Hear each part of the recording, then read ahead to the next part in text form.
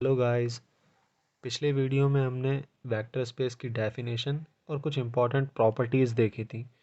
अब उसी वीडियो को आगे बढ़ाते हुए इस वीडियो में हम वेक्टर स्पेस के कुछ इम्पॉर्टेंट क्वेश्चंस देखेंगे।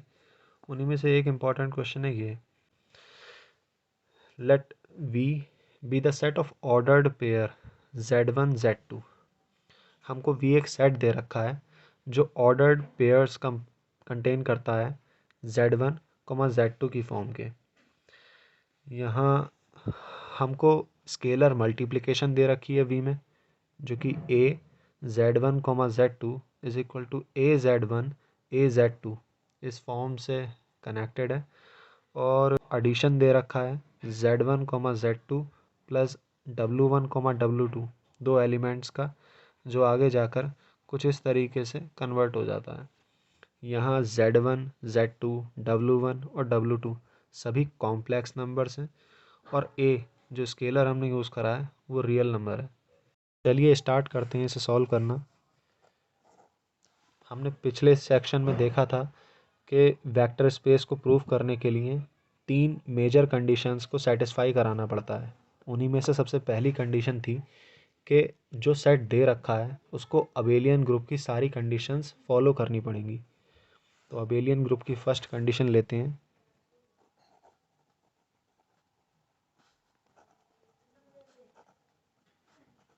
Closure property.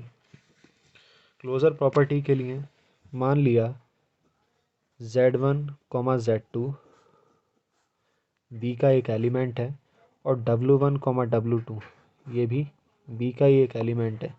अगर हम इन दोनों एलिमेंट्स का एडिशन लेंगे तो z1 z2 plus w1 w2 हमें दिए हुए रूल के अकॉर्डिंग z1 प्लस w1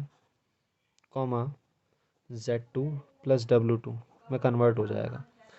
हम अगर यहाँ ध्यान से देखें, z1 z2 कॉम्प्लेक्स नंबर हैं और w1 और w2 भी कॉम्प्लेक्स नंबर हैं, और हम ये जानते हैं कि जब कॉम्प्लेक्स नंबर्स का एडिशन किया जाता है तब वहाँ भी एक कॉम्प्लेक्स नंबर ही मिलता है। इसीलिए z1 प्लस z2 एक कॉम्प्लेक्स नंबर होगा और z2 प्लस w2 ये भी एक कॉम्प्लेक्स नंबर होगा। तो इन दोनों के लिए हम ये लिख सकते हैं, so z1 plus w1 z2 plus w2 belongs to v। यानी हमारी कंडीशन जो थी वो सेटिस्फाई हो चुकी है। सो क्लोजर प्रॉपर्टी सेटिस्फाइड। अब हम दूसरी प्रॉपर्टी देखेंगे जो है associativity.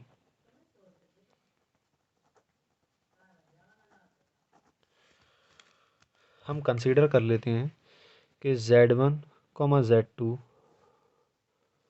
w1 w2 p1 p2 ये तीन वेक्टर्स हैं जो v में एग्जिस्ट करते हैं। तब z1 z2 plus w1 w2 plus p1 p2 हमारे रूल के according z1 z2 plus w1 w2 convert हो जाएगा z1 plus w1 z2 plus w2 में, प्लस p1 p2। अगेन हम दिया हुआ एडिशन का रूल लगाएंगे तो ये पहला एलिमेंट यहाँ पहले एलिमेंट के साथ ऐड हो जाएगा और दूसरा एलिमेंट यहाँ दूसरे एलिमेंट के साथ ऐड होगा। सो z1 plus w1 plus p1 z2 plus w2 plus p2। अब हम इसी फॉर्म को कुछ इस तरह से लिख सकते हैं, z1 z2 plus w1 plus p1 w2 plus p2। अगर आप यहाँ पर एडिशन की प्रॉपर्टी वापस से लगा करके देखेंगे तो हमें यही स्टेप फिर से मिल जाएगा। देखिए पहली टर्म में यहाँ पहली टर्म ऐड करने पर Z1 plus W1 plus P1 और दूसरी टर्म ऐड करने पर Z2 plus W2 plus P2 वापस से मिल जाएगा। तो हम इसको इस फॉर्म में भी लिख सकते हैं। अब यहीं हम इसको भी ब्रेक कर लेते हैं W1 W2 plus P1 P2 में। तो हम देख सकते हैं कि हमारा Z1 Z2 plus W1 W2 plus P1 P2 equal है Z1 Z2 plus W1 W2 plus P1 P2 के। और यही हमारी एसोसिएटिविटी की कंडीशन होती है।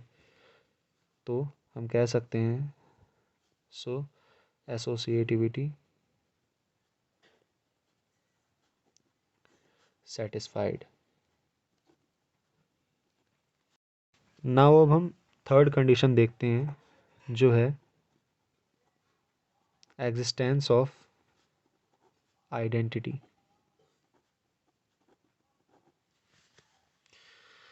हम कंसीडर करेंगे कि H K V में एग्जिस्ट करता है और W1 W2 ये भी V में एग्जिस्ट करता है और ये दोनों V के अंदर इस तरह एग्जिस्ट करते हैं कि H K जब ऐड होता है W1 W2 में तो हमें वापस से W1 W2 ही मिल जाता है। अब हम यहाँ लेफ्ट हैंड साइड को कुछ इस तरह लिख सकते हैं H plus W1 K plus W2 और right hand side W1 W2। अगर हम दोनों साइड्स की कंपेयरिंग करें ऑन कंपेयरिंग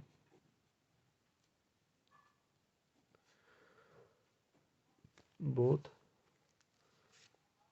साइड्स तो हम देखेंगे कि H प्लस W1 इक्वल आ जाएगा W1 के और K प्लस W2 इक्वल आ जाएगा W2 के।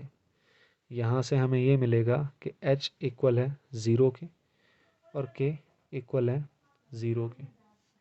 तो यानी कि H K या 0 हमारे पास एक आइडेंटिटी एलिमेंट है जो V में एग्जिस्ट कर रहा है। यहाँ जो फोर्थ कंडीशन हमने सेटिस्फाई करनी है वो है existence of inverse.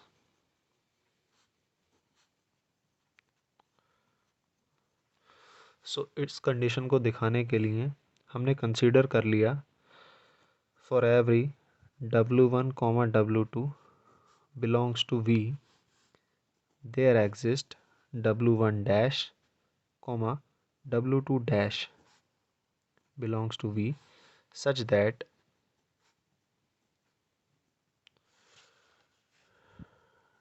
W1 W2 plus W1 dash W2 dash gives our identity element 0 0। सो हमने यहाँ पर एक एलिमेंट W1 W2 V के अंदर एग्जिस्ट करा हुआ माना और उसके लिए एक इन्वर्स एलिमेंट माना W1 डैश W2 डैश जो कि जब उस एलिमेंट के साथ ऐड किया जाता है तो हमारा आइडेंटिटी एलिमेंट 0 0 दे देता है। तो लेफ़्ट साइड को सॉल्व करते हैं W1 plus W1 dash W2 plus W2 dash is equal to 0 0। अगर हम दोनों साइड्स की कंपेयरिंग करेंगे ऑन कंपेयरिंग बोथ साइड्स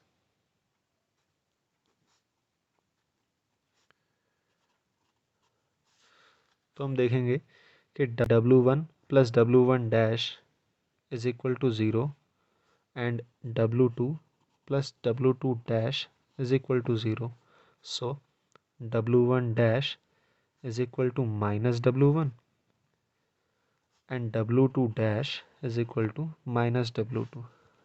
तो हम यहाँ से देख सकते हैं कि W1 dash comma W2 dash यानी कि जो हमारा इन्वर्स एलिमेंट था वो minus W1 comma minus W2 आ गया है जो V में एग्जिस्ट करता है।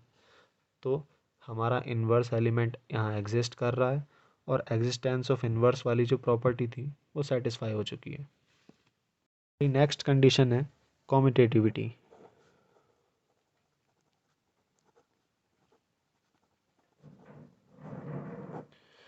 कॉम्यूटेटिविटी कंडीशन के लिए हमने कंसीडर कर लिया कि W1 कॉमा W2 V का कोई एलिमेंट है और K1 कॉमा K2 ये भी V का कोई एलिमेंट है। सो जब हम W1 कॉमा W2 को ऐड करेंगे K1 कॉमा K2 के साथ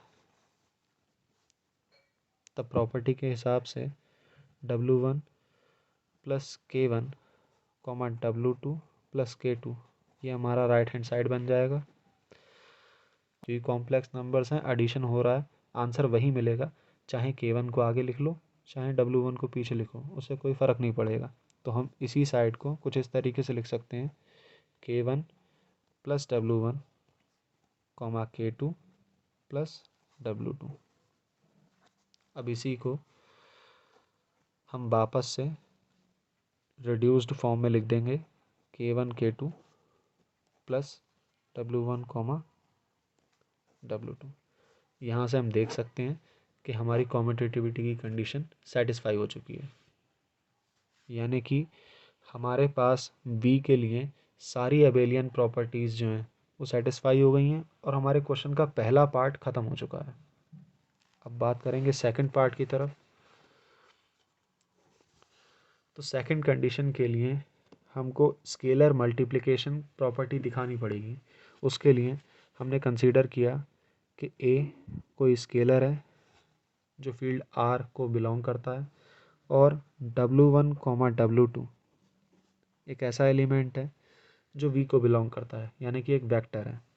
सो A W1 कॉमा W2 अगर ये V में एग्जिस्ट कर जाए तो यहाँ पर स्केलर मल्टीप्लिकेशन की कंडीशन सेटिस्फाई हो जाएगी। पर हमें क्वेश्चन में गिवन था कि ये जो टर्म है वो V को एग्जिस्ट करती है, अर्थात ये कंडीशन अगर V को एग्जिस्ट कर सो V satisfies scalar multiplication।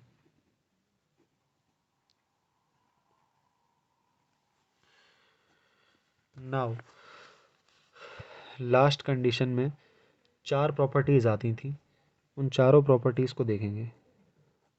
सबसे पहली प्रॉपर्टी,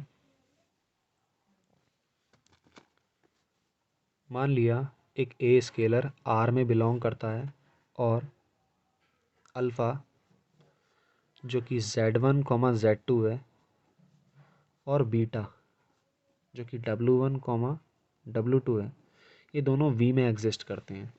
तब A alpha plus beta equal आना चाहिए A alpha plus A beta के। अगर ऐसा प्रूफ हो जाता है तो प्रूफ हो जाएगा कि हमारी कंडीशन सेटिस्फाई हो रही है। तो हम लेफ़्ट हैंड साइड ले लेते हैं A alpha plus beta equals to, यहाँ पर अल्फ़ा और बीटा की वैल्यूज़ रखेंगे A Z1 comma Z2 alpha की value plus W1 comma W2 beta की value is equal to A, यहाँ एडिशन की प्रॉपर्टी अप्लाई कर देंगे Z1 plus W1 comma Z2 plus W2। सो ये कन्वर्ट हो जाएगा A Z1 plus Z2 sorry Z1 plus W1 comma A Z2 plus W2। सो ये कुछ इस तरीके से आ जाएगा, AZ1 plus AW1 comma AZ2 plus AW2। Now इसको हम रिड्यूस्ड फॉर्म में लिख सकते हैं, यहाँ का पहला एलिमेंट और यहाँ का पहला एलिमेंट एक साथ लिख करके, यहाँ दूसरा एलिमेंट और यहाँ का दूसरा एलिमेंट लिख करके इसको रिड्यूस्ड फॉर्म में लिख देंगे। दोनों टर्म्स में से ए कॉमन आ रहा है, उसे बाहर ले लिया, यहाँ दोनों टर्म्स में से ए कॉमन था, उसको बाहर ले लिया, और उसके बाद यहाँ देखेंगे तो ये अल्फ़ा की वैल्यू है और ये बीटा की वैल्यू है। मतलब हमको जो कंडीशन सेटिस्फाई करनी थी, A alpha plus beta equals to A alpha plus A beta, वो सेटिस्फाई हो चुकी है। नाउ अब चलते हैं सेकंड प्रॉपर्टी पर। कंसीडर कर लिया कि ए और बी दो स्केलर्स हैं जो आर को बिलोंग कर रहे हैं, और अल्फ़ा जिसकी फॉर्म Z1 Z2 है वो वी का एक एलिमेंट है। तब ए प्लस बी अल्फ़ा इक्वल होना चाहिए ए अल्फ़ा प्लस बी अल्फ़ा के, तभी ये कंडीशन सेटिस्फाई होगी। तो हमने लेफ्ट हैंड साइड उठा ली, A plus B multiplied by alpha gives A plus B, alpha की वैल्यू रखेंगे Z1 Z2। सो ये कन्वर्ट हो जाएगा A plus B Z1 A plus B Z2 में।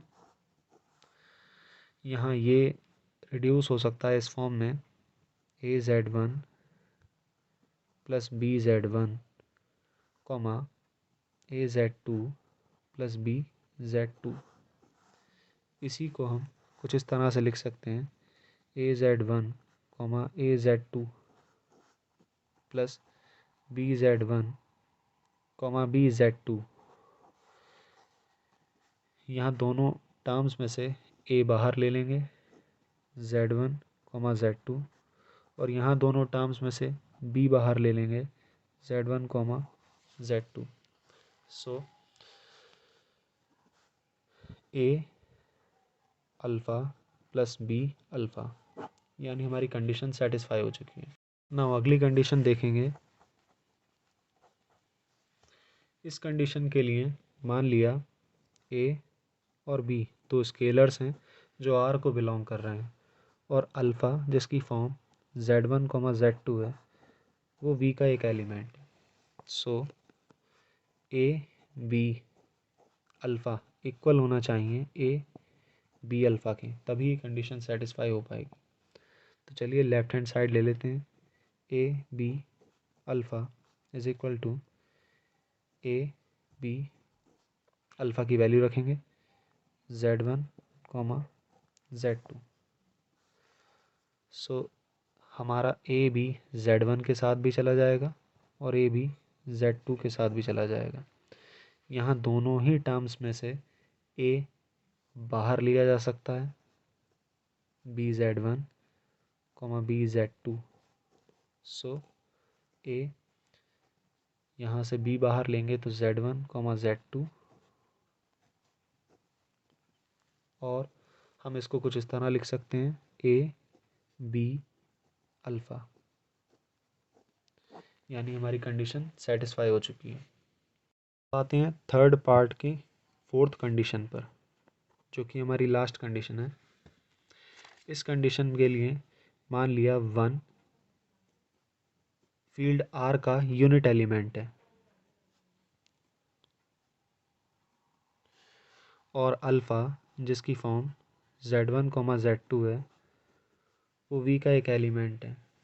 सो हम जब 1 डॉट अल्फ़ा लेंगे तो 1 डॉट Z1 Z2 1 Z1 के साथ भी चला जाएगा और 1 Z2 के साथ भी चला जाएगा। कई बुक्स में इस 1 की पोजीशन पर आई से भी रिप्रेजेंट किया जाता है यूनिट एलिमेंट को, लेकिन मैं जिस बुक से करा रहा हूँ उस बुक में इसको 1 से डिनोट किया गया है। सो ध्यान दीजिएगा, 1 Z1 1 Z2, यहाँ 1 की मल्टीप्लिकेशन एक कॉम्प्लेक्स नंबर से करी जाएगी तो ये कॉम्प्लेक्स नंबर वैसे ही मिल जाएगा, और यहाँ जब 1 की मल्टीप्लिकेशन इस कॉम्प्लेक्स नंबर से की जाएगी तो ये Z2 में ही कन्वर्ट हो जाएगा, यानी कि 1 dot alpha is equal to alpha. So हमारी कंडीशन सेटिस्फाई हो चुकी है। So all the required condition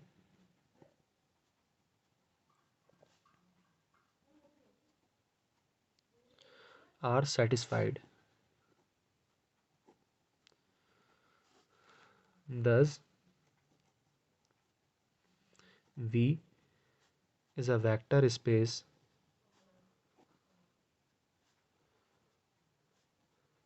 over the field R। अगर वीडियो अच्छा लगे तो लाइक ज़रूर करें, शेयर करें और प्लीज़ चैनल को सब्सक्राइब करें। Thank you.